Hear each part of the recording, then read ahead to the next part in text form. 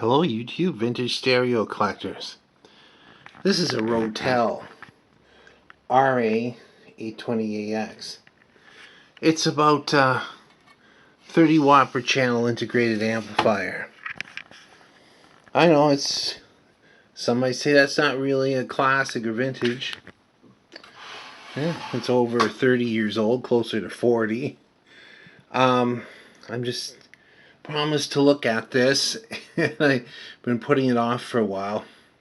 Mainly because what I was told about it, and that's, I turned it on, it's worked great for years, and there's a strange smell coming from the stereo. No smoke, but a strange smell, and then the left channel quit.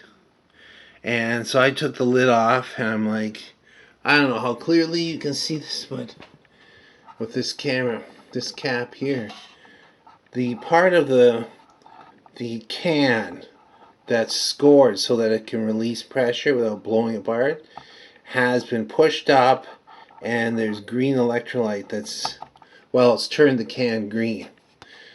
That's something's happened with that cap.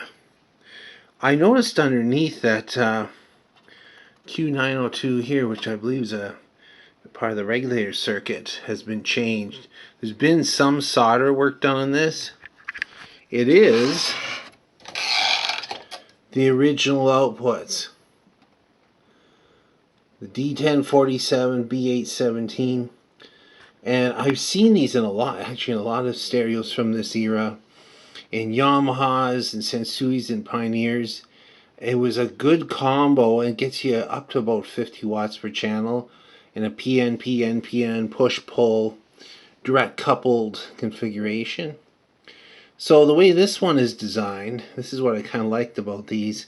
When everybody was going to SDK modules around 1990, they didn't at Rotel. Of course, these were a little more money. So this entire section here is all discrete transistors. The only place you have ICs, there's the phono preamp and the tone control preamp. How do I know? Well, I've worked on a couple of these.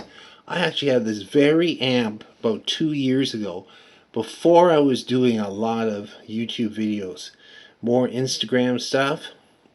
And it's funny, I actually had, I believe, it's hard to remember, is one of these transistors right in here that was blown, and so the preamp wasn't getting power. So it didn't have left to right, didn't work at all on it.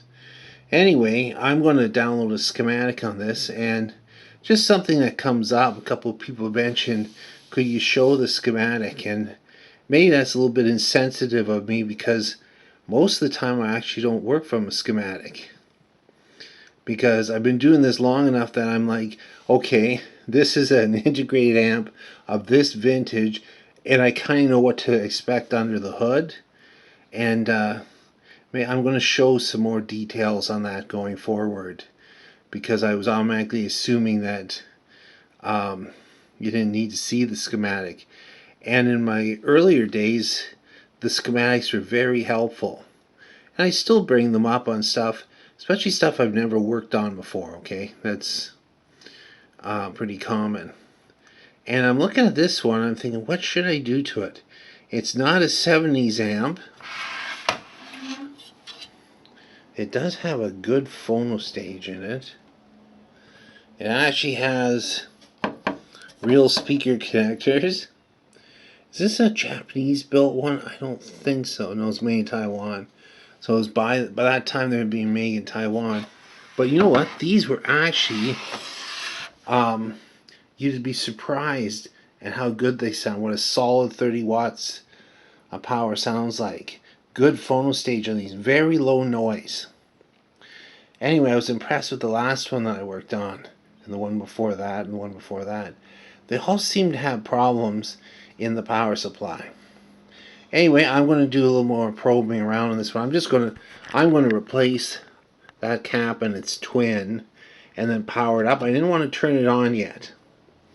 I'm going to power it up and just see what it's doing. There's no relay in this either, so that's actually, if something goes off, there's no protection circuit. protection circuit is me unplugging it. Anyway, thanks for watching and listening.